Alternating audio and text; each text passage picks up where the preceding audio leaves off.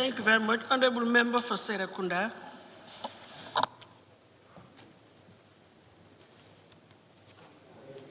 Thank you very much, Honorable Speaker.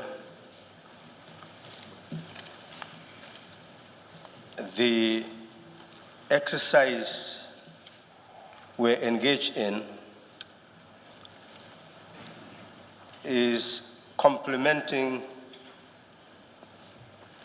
those who fought for this country to have the right to self-determination and independence. Their clarion call was no taxation without representation. We are the representatives of the people. And so under Section 112, when we stand to speak, we must be guided by the dictates of conscience and the national interest. The fundamental objective of this exercise is to ensure transparency, accountability, and probity in all the undertakings of our institutions.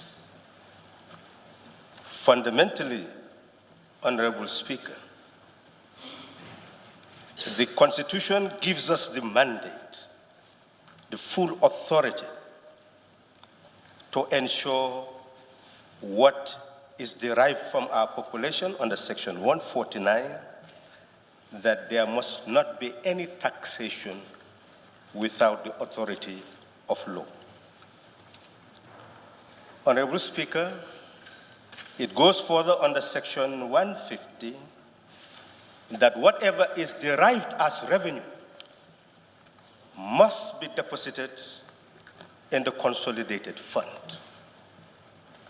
And under Section 151, that no butut should be withdrawn from it except as prescribed by law. And we are the lawmakers. Honorable Speaker, it is important to point out certain things for the minister to take note. Section 149, subsection 3, has been quoted often, and somehow its spirit must be registered in the budgetary process. It says, where any law confers power or any person or authority to waive or vary a tax imposed by any law, the exercise of that power in favor of any person or authority shall be subject to the approval of the National Assembly. Honorable Speaker, people are talking about contraction of expenditure.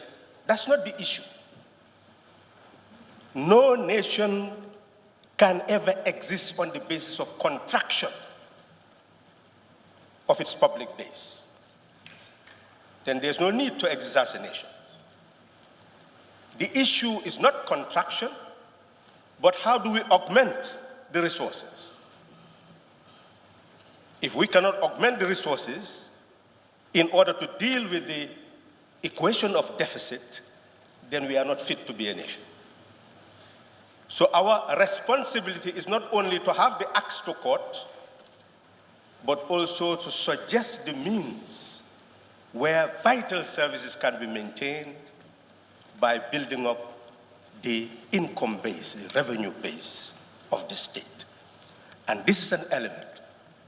How many waivers are we giving? We need that to be documented.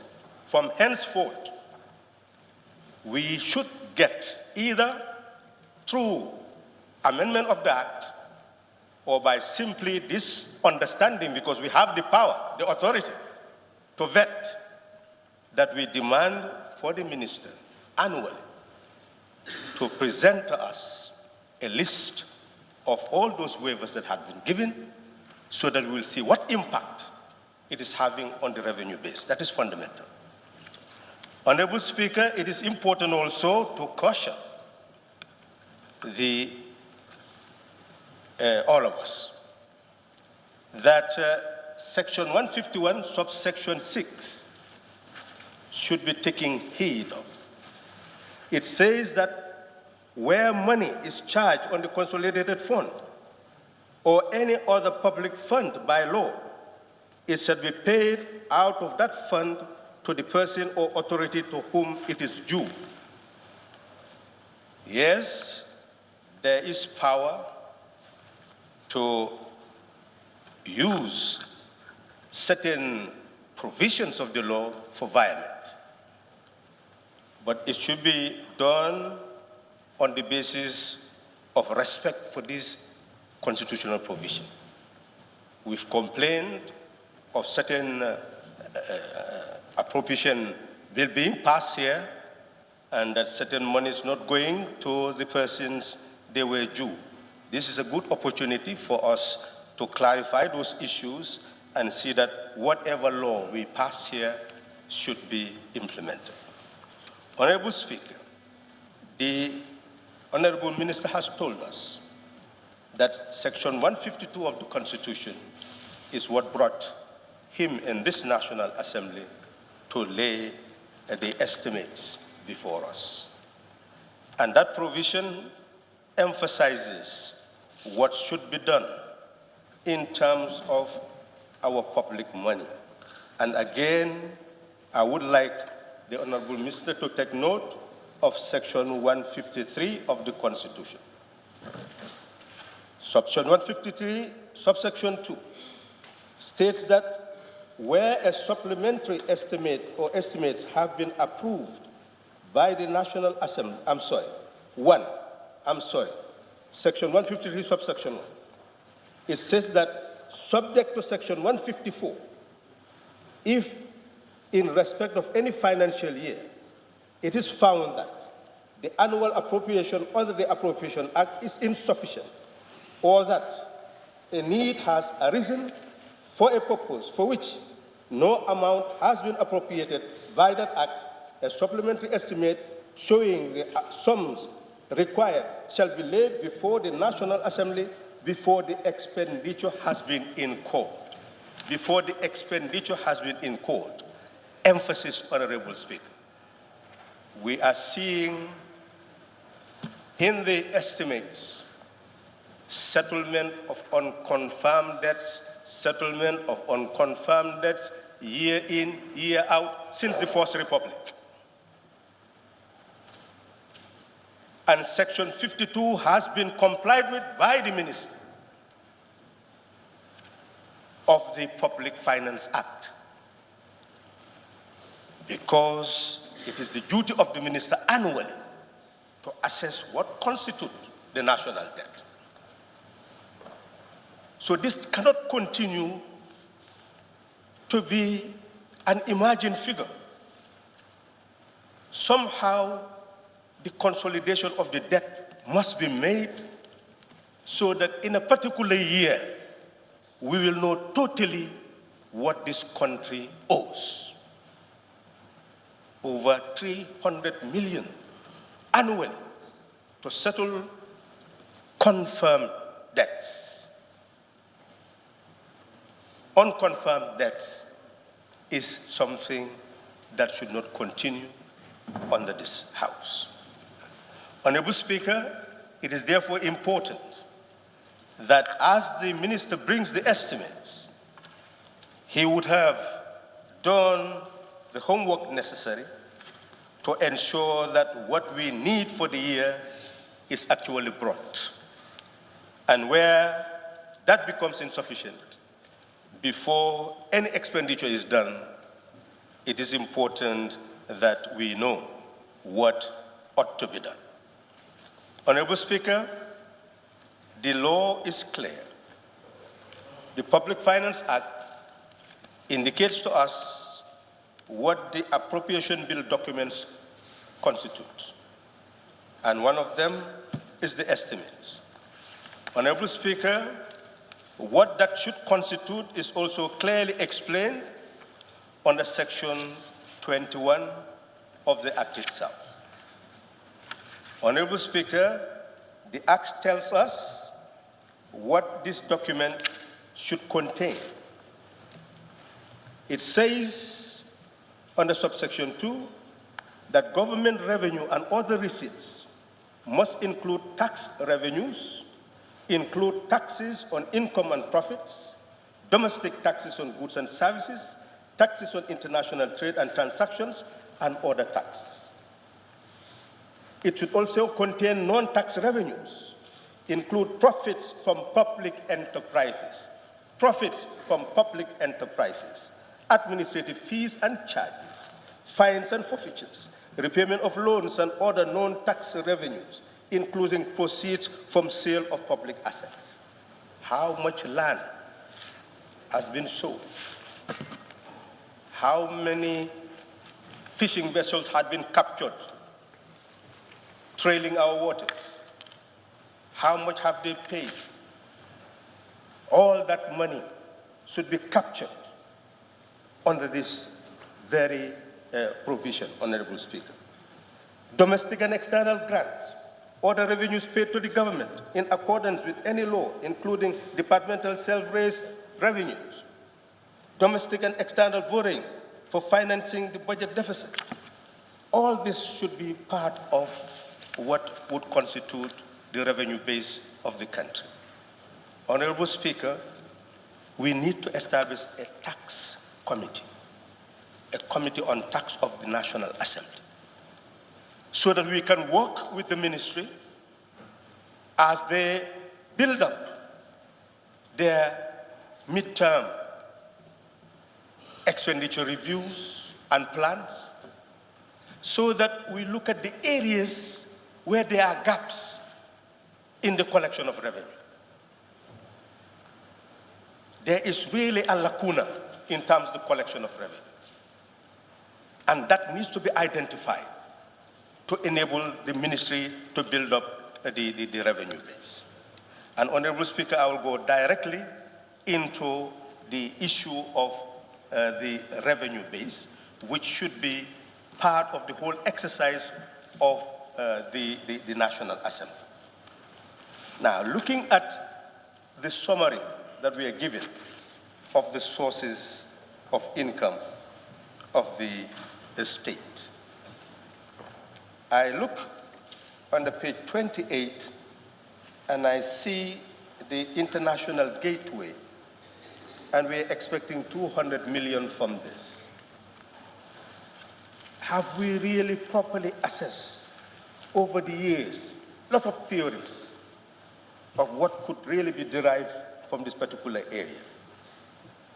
And we really need, Honorable Speaker, to work with the ministry, with such a committee, to properly assess whether we are deriving maximum benefit from all these sources of revenue. Honorable Speaker, you will go to, in fact,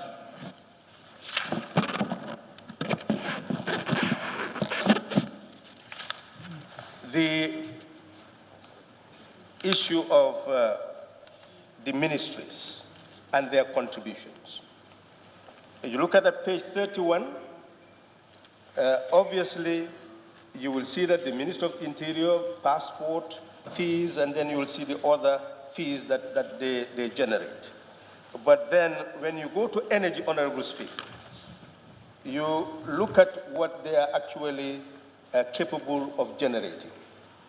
That querying royalties, and they are talking there about 40 million. Mining royalties, that's heavy minerals. Heavy minerals. Here they're talking about the royalties being about 35 million. Honorable Speaker, why do we just collect royalties? Why can we not take ownership of our minerals and others become shareholders and we try to derive 50% share? That is sovereign national wealth. That is what is going to generate non-tax revenue in order to be able to supplement the revenue base of the country. And if we fail in doing that, we will never, ever be able to sustain the services in our country. The wealth that we own must be developed so that we are able to maintain our services. And Honorable Speaker, as I have mentioned, we are just simply catching the vessels, and then what happens to them? How much are we deriving from those vessels when they are captured? We should be able to sit down and assess what should be derived. How much are they gaining? How much should they pay? Honorable Speaker, that is the only way that we can address this big gap between revenue and expenditure, which we all agree is unsustainable. And we'll come to, I'm just giving examples, I cannot continue speaking. So essentially, Honorable Speaker, my emphasis here is that before we look at the expenditure, we should first focus on the revenue base and try to see how we can augment that in order to be able to address the gap between expenditure and income. Going to the expenditure, Honorable Speaker, all over, the fundamental question before us is, are we ready to maintain a state or not? The recurrent budget is not about development. The recurrent budget is about maintaining a state and maintaining services. All you see there is payment on rent, electricity, travels. That's all that is in the recurrent budget.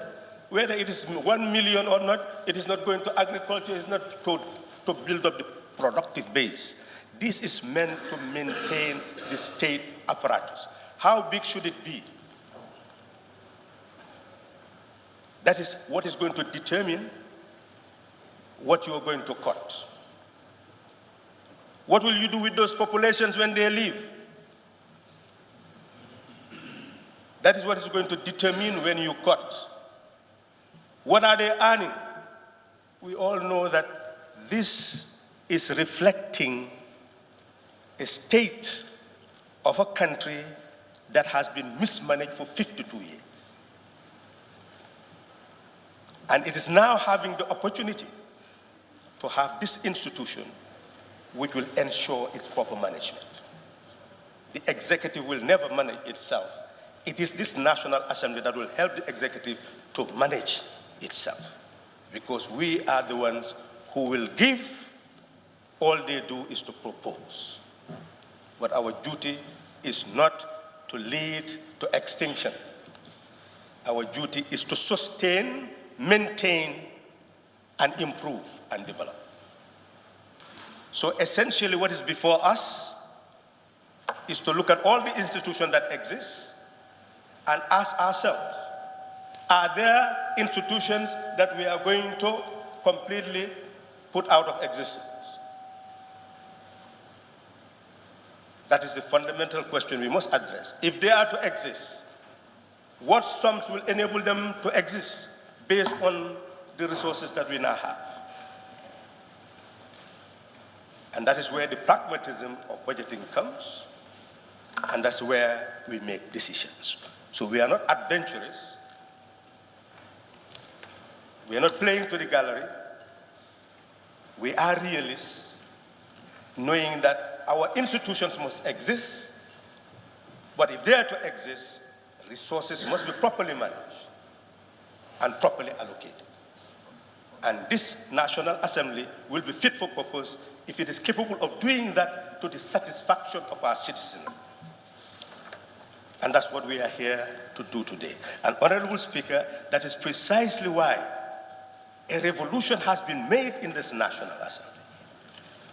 You, the National Assembly members, led by the Standing Order Committee, have decided to create the instrument which has finally enabled us to be able to realistically monitor how our public finances are developed and maintained. That is why, Honorable Speaker, we went yesterday to do what we did, and day before yesterday, on the Standing Order 84. And looking at it, Honorable Speaker, even without constitutional amendment, this National Assembly has done the job. It means that in the next budget session, You, the members of the Finance and Public Accounts Committee, will have the responsibility to enter into protocol with the ministry so that you define the date that they will submit what ought to be submitted. If they are to submit after completing the draft, before laying it before us, you, the Public Account Committee, could say 1 month before that, submit it so that we do our reviews. And on this particular day, you come and lay it before us. Then, even without constitutional amendment, we'll be able to abide by the 14 days to move and pass the estimates. So we have created the instrument, Honorable Speaker, that this is the end, it's the beginning also, that a revolution has been made, that we are now in charge, fully in charge, and we'll be able to vet everything, get subject matter specialists if there is need, so that we know that every element of the budget is clearly spelled out, and when we finally make a decision, we will know that we are satisfied that we have done our job according to the dictates of conscience and national interest. Honorable Speaker, taking that premise, that the recurrent budget is simply an articulation of the demands of our public services, and what we need to do is to examine whether the resources are properly allocated, and wherever they are dislocated, to put them in the proper location. That is our task. And that is why we will be able to do that at the proper hour, so that each of us can go and look at all the elements. Some are talking about the defense and security. Well, we'll be able to debate it out.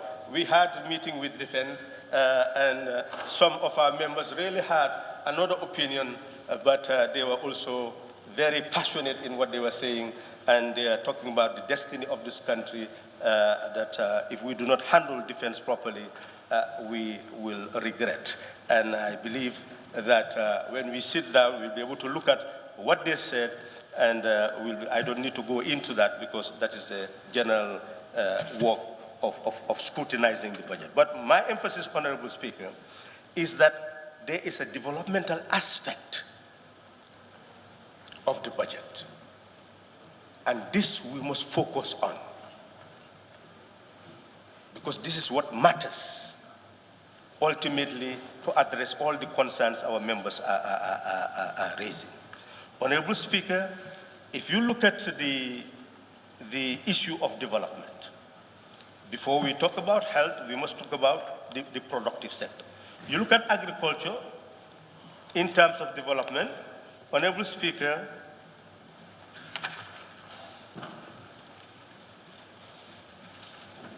the page 114, you look at the issue of the development budget for agriculture. Honorable Speaker, the National Development Plan had made priorities. It is emphasized there that they intend to increase crop production, rice, from 69,000 tons to 122,000 tons. Livestock from 493,000 metric tons to 567,000 metric tons. Sheep, 499 metric tons, or 49 metric tons, to over 750 metric tons. Poultry, 1,280,000 to 2,350,000 metric tons, and so on and so forth. Honorable Speaker, they've talked about fruits being increased from 127,000 metric to 162, vegetables 34,000 metric tons to 50,000, onion 6,000 to 19,000, tomato 4,000 to 15,000, etc. Fisheries 53,790 metric tons to 750. So a cent of 53, to 75,000. So, Honorable Speaker, there is a plan to improve production so that consumption and export will be increased to build up the productive base of our economy, generate employment for our young people. That is supposed to be the plan. But the minister has clearly told to us that we are failing in our plan. Crop production has reduced. I don't need to go into the statistics that have already been quoted. So essentially, that is the point, that in giving us his statement, the minister has not hidden the state of our economy, but the statement should be aligned to the national development plan. To show what has been achieved is 2 years. Another 2 years, that will be the end of the plan. What have we achieved in 2 years? Based on concretely what is in the plan. This is how you can identify the challenges of development. So as far as the development budget is concerned, first and foremost, it must be based on the challenges posed by the inadequacy of policy or program, so that we know exactly where the fault lies, and upfront we'll be able to come with the right policies or programs to address it. And here you see agriculture. Where do you see, for example, the development of small, they call it resilient agriculture. The IDB provide building resilience against food and nutrition insecurity. We have seen that in 2019, 182 million was allocated. Nothing for this particular year. What has really happened? Was the money available? Were the projects implemented? Are they still being implemented? What does the money mean? We should not claim to be experts. Sometimes you see these figures and you think that what is there written is what it means, and it means something else. So this is what the exercise is all about. That they explain, we understand, because we want to understand to be able to carry out our work. And without understanding, we will not be able to carry out our work. It's talk about bill restructuring food insecurity in the Gambia. That's another item. 363 million. And this year, 58 million. So what happened last year? What is this fund? What is happening on the ground? Enhancing value action in the groundnut project. 1,145,000,000, 2019. So nothing this year. What is happening in that terrain? Small ruminants. This year, 65 million. Rice value chain, IDB, 350 million this year. So we're not talking about small monies. Huge sums of money are either pumped or are to be pumped in agriculture. What is really happening? And look at FASDEP, well, they'll tell you successful program, over 5 billion. And up till now, we are importing $2.4 billion, let's say, worth of rice. What is the justification of those projects? What are we aiming at? Are we trying to build up import substitution so that we produce what we need? What is security if you cannot produce your rice, your grain? And according to the minister, of course, agriculture dropped. Now it's 18% of GDP.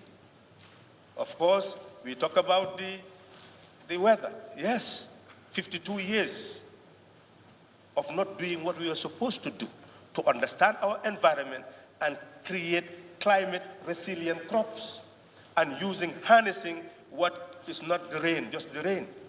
So we cannot complain. We can just accept the fact that that is the reality. But it's not a fact that should be.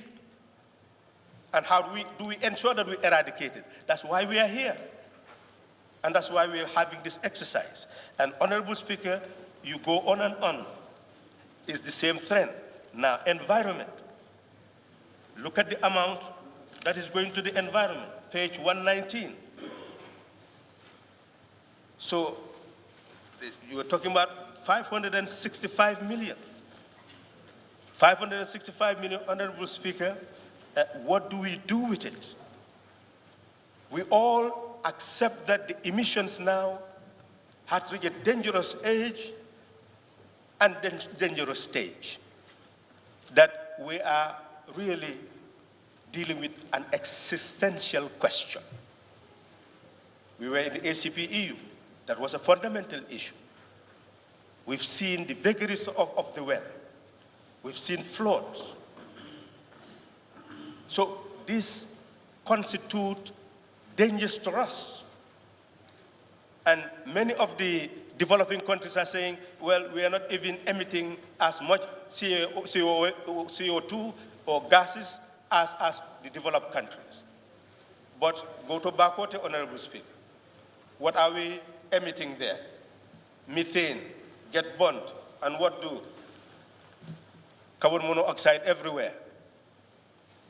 So we are polluting the environment. We are also emitting, not because we have industries, but just because we cannot manage our waste,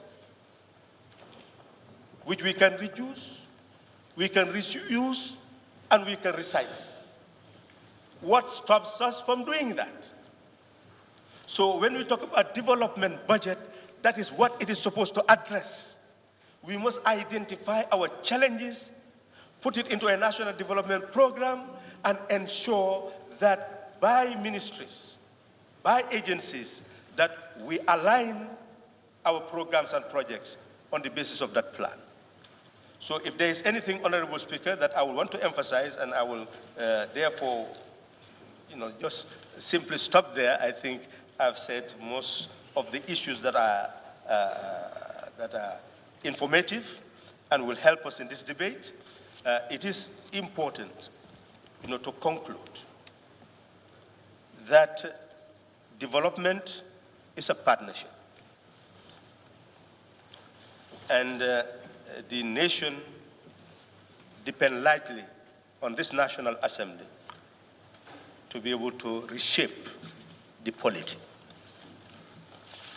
Irrespective of our allegiances, the Constitution says that we are the National Assembly members, and the destiny of this country is in our hands.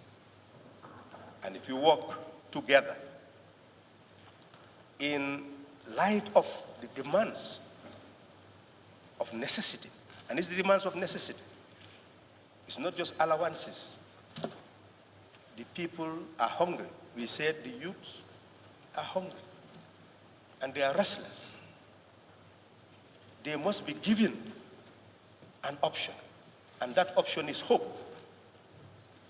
You may not even have a solution now, but if there is hope that something is concretely being done to address your problem, then you can hold on to that. And Honorable Speaker, allowing foreign vessels to go and ply our waters, capture all the fish and take it to process it. And we have a national navy.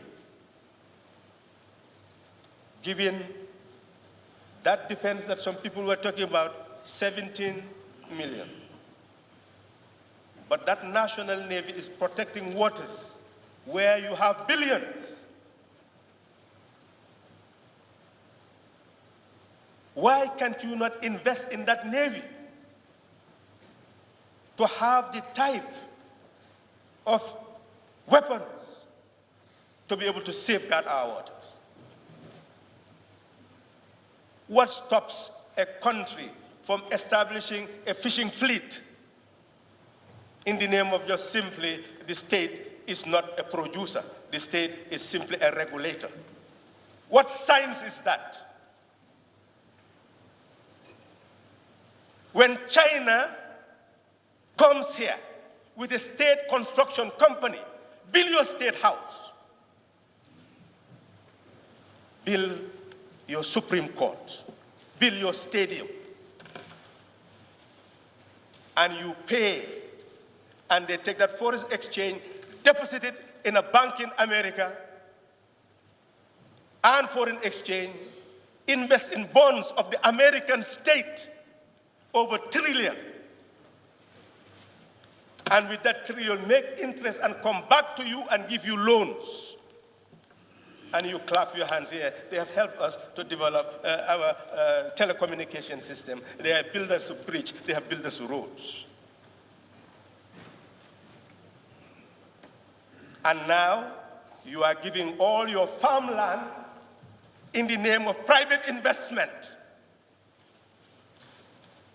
What is happening in Kafuta? Women, Gambian women, with babies on their backs, going and work for someone else. And they transport them in those transports, and you see your own people in those lorries going to work and then go back and live in poverty to death. That is development. That is science. That is economics. So, Honorable Speaker, I'll stop there. We are not only challenging the executive, we are challenging every Gambian citizen that we either live as independent, self-reliant people or will continue to be the beggars of the human race.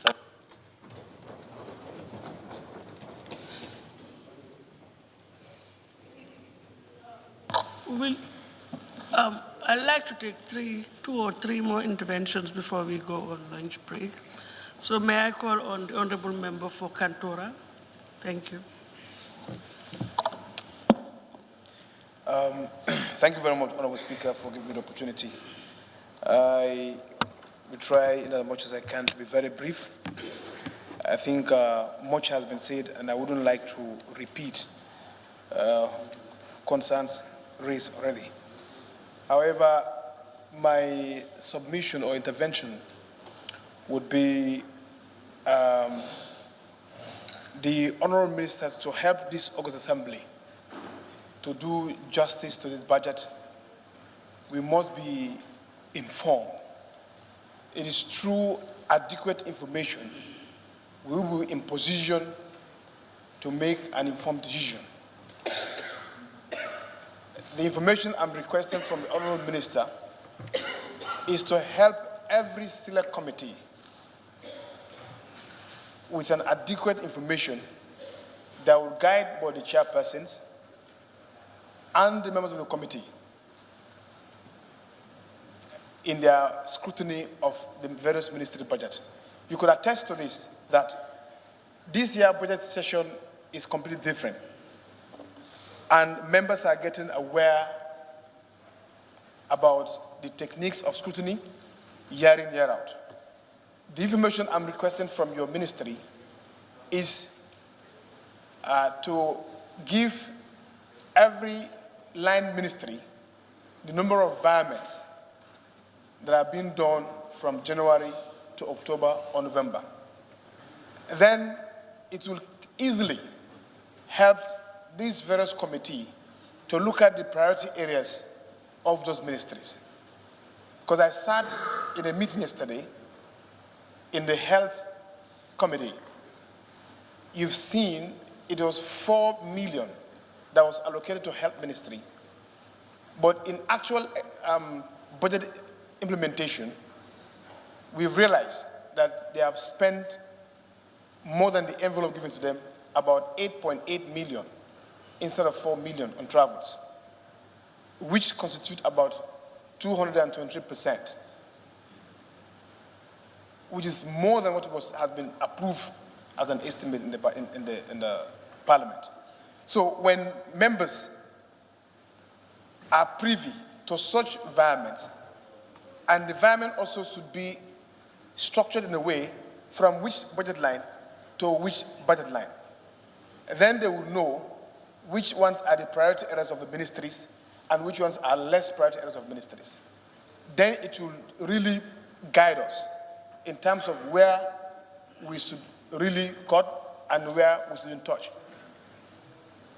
This is something that I want to request. Though yesterday I've started it with your technical staff, we are present, with us in the Foreign Affairs Committee and Health Committee and Trade Committee as well. Secondly, we've also realized that the inadequate measures in terms of collection of non-tax revenue. And I think it has been alluded by the member of Lajukunda Savaji, the need to digitalize our revenue base. This non-tax revenue, there is low or little attention to them. But if they are properly utilized and properly collected, would really help in terms of financing the budget.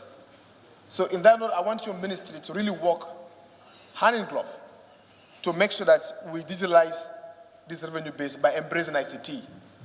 Make sure that these ministries implement the Treasury single account, and also to make sure that any money that is going under a non-tax revenue should be paid in bank, to actually help in terms of making this close contact, going to the offices and pay to their accountants or their cashiers in various ministries. When that is really done, it really helps, because that is a strategy that these passports, it's a seamless company normally do. You pay in the bank and get the receipts and go there. So there's little or no direct contacts in terms of cash payment. When that is done, it will really help in terms of addressing the issue of resources and also financing the budget.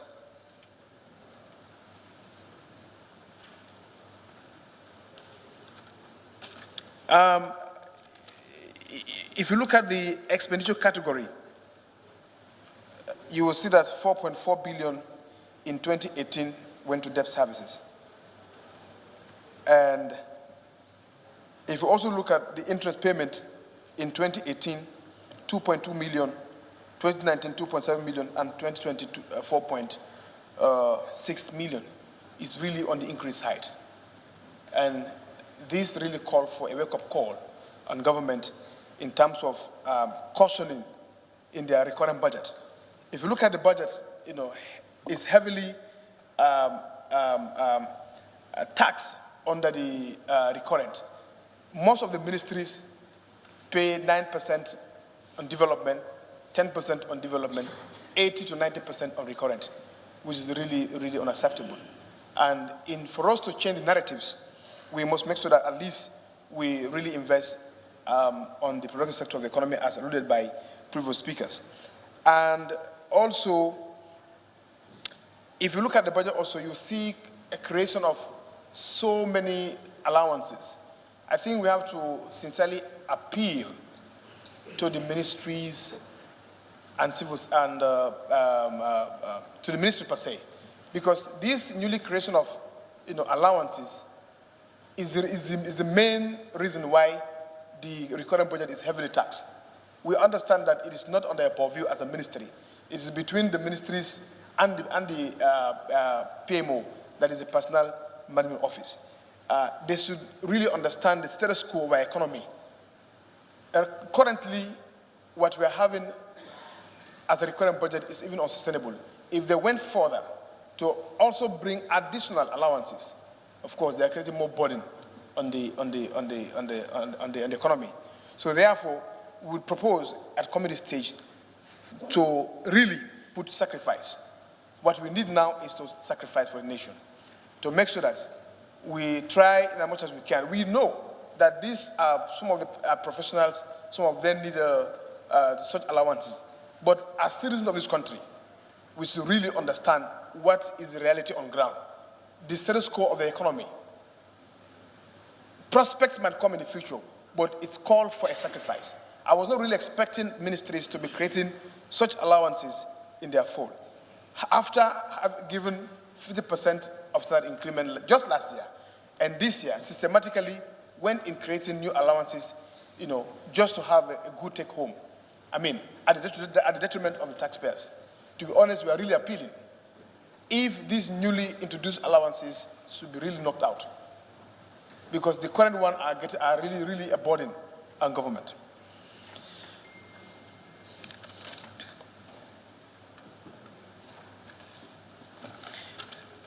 If you also observe, you will know that the current spending of government grew by 26% in 2020, which was as a result of these newly created allowances.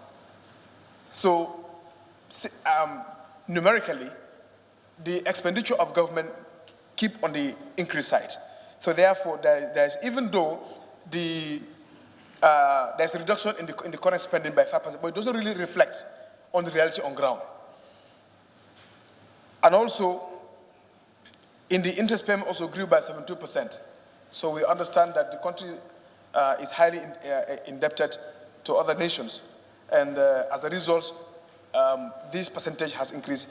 But we also want to know, let the minister explain to us the mechanism in place to make sure that you can get this money to service these debts. So what are the plans that you put in place in terms of servicing these debts?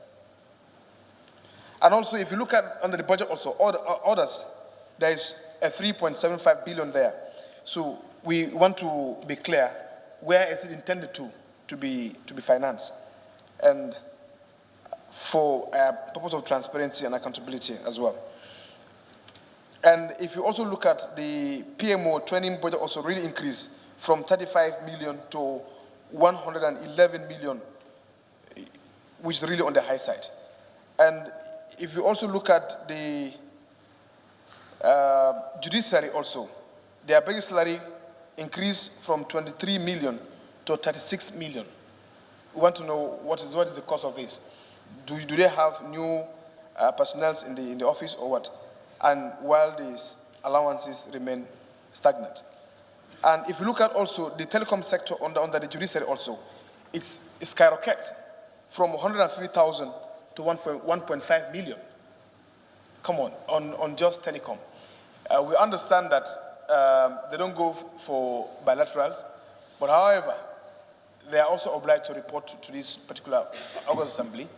We might not really reduce what has been appropriated for them last year, but if they are also trying to increase what has been given to them, I think caution has to be put in place to make sure that they reduce such kind of expenditures. Because you cannot have a telecom of 150,000 last year, and now you are requesting for 1.5 million. It's really on the high side. Also, similar thing goes to judiciary also, and from their printing expenditure, from 150,000, it's also shoot up to 1.4 million, which is really on the increase side as well. So it reflects in the telecom. Such significant increment also reflects in the printing as well. And the National Audit Office also, there were also a significant increase in salary. There is no salary increment.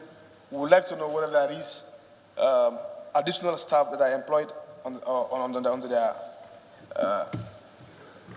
area, because it's also increased from 20.7 million to 36.2 million. These need to be clarified to the August Assembly, and we will know, we'll be in position as of what is the main cause behind this. So I think much has been said. What I will just say, I might be repeating what others have already alluded to. What's really important is that the committee of supply stage is where most of these issues can be addressed. However, I want to urge the Agri Committee, it's not by really fighting for an increment in the Agri budget, but what program do they have under development is very key. If you look at the Agri budget also, most of the money is going to recurrent. What programs are they doing? As the right honorable member said, Serakunda, are they also aligning with the NDP? I think this August Assembly has to really tax the ministries to be given a quarterly report, three-month report on the implementation of the NDP. How far have you gone in terms of actualizing or realizing, your minister's budget in terms of financing the NDP or various ministry? This will actually put them tax that Parliament is really watching them, and their policy direction also must reflect, on the realization of the NDP. It also takes me to the climate change and the national food basket, of course. Agri should really also pay more attention on the climate change and vice versa, the national food basket. When those things are really put into consideration, the issue of poor and fall shouldn't be a cry or a failure in the agri sector, because we could have actually embraced irrigations and other mechanisms in terms of crop productions in this country. And lastly, I would just add my voice to ICT. I still believe that there is a need for government to really embrace the ICT sector. There is a need for government to empower the ICT sector. You cannot be more effective in terms of development in agriculture, in even foreign affairs. You must know how much revenue are being spent in the foreign missions. How much are they also getting?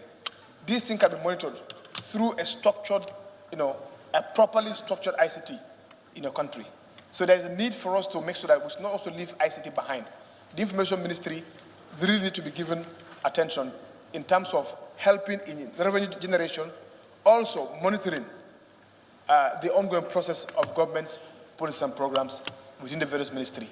Parliament can be sitting here, we will know what is really going on in URR. We can be sitting here, we know how much money has been accrued by the SOEs once these things are synchronized. So I thank you very much for giving me the opportunity. I would reserve my comment until we get to Committee of Supply. Thank you so much for indulgence. Thank you. Thank you very much. Honorable Member for Nyamina East.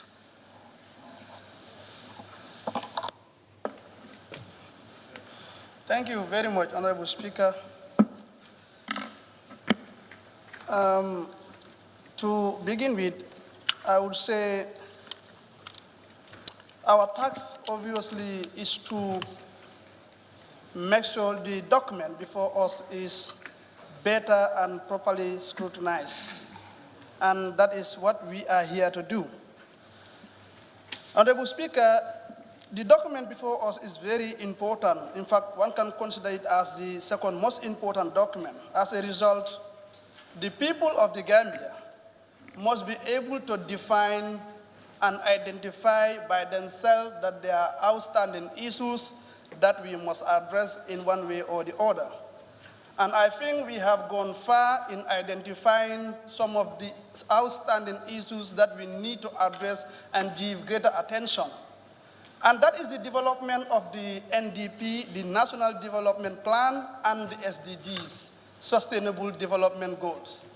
These are indications that one can rely on to say these are the outstanding issues that obviously the people of the Gambia wants to embark on to see that they realize the development of this country.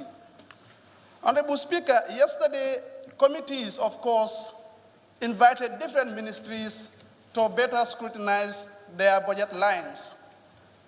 I always say things does not actually seem to be the way they appear. You look at some of the budget lines that are indicated here, you might think that this is actually what it means, when in real sense, in the execution, it does not exactly mean how they appear in the budget. So I will recommend to the Honorable Minister and the Honorable Assembly, of course, when the Honorable Minister is submitting at their bilateral level, every ministry that is giving submission in respect to their department or ministry, let them also come along with a very comprehensive explanation as to how they want to spend each budget line, because that will help and enable the National Assembly members in terms of their oversight to be able to hold the government accountable and know every single booth where it can be utilized. It's very important. Honorable Speaker, we are informed the National Assembly, the ultimate desire of every parliament, and of course including this parliament, is to realize and see that the people out there, the ordinary Gambians, can access and have quality education. Quality education, there should be quality teaching and learning materials. There should be quality teachers. It does not matter where you are coming from. It does not matter what position you hold, as long as the ordinary Gambians out there are concerned. Here, as Member of Parliament, we must ensure that there is quality health service delivery. Health service delivery, we cannot actually have a structure out there without any medicine, without any doctor, without ambulance, without a proper road networking linking to that hospital. We don't call that development. This house must ensure that there is improvement in standard of living of the ordinary Gambians out there. You cannot have standard of living of the ordinary Gambians out there when people out there are hungry, when people out there cannot access certain qualities at their level. You don't call that improving one's standard of living. This Honorable Assembly must ensure, Honorable Speaker, that there is access to electricity. It does not matter at what location one might find him or herself. As long as wherever you found yourself, tax collectors must find you there to collect whatever tax that you have to pay. It is the duty of the government to also ensure that wherever you are found, they deliver whatever that is required by them and that is needed by that individual. If that is not done, then we will not realize what we call development. This Honorable House must ensure, Honorable Speaker, that there is productive agricultural health sector. We cannot realize this. To me, we are just saying this. Agriculture is the backbone of the economy. Yes. But to me, it's just a lip service. We have been singing this song over and over for almost 50-something years. And still, we cannot realize that agriculture is definitely the backbone of this country. We cannot achieve that, Honorable Speaker, if we don't graduate from subsistence agriculture to commercial agriculture. Commercial agriculture is so broad. So many things are inclusive.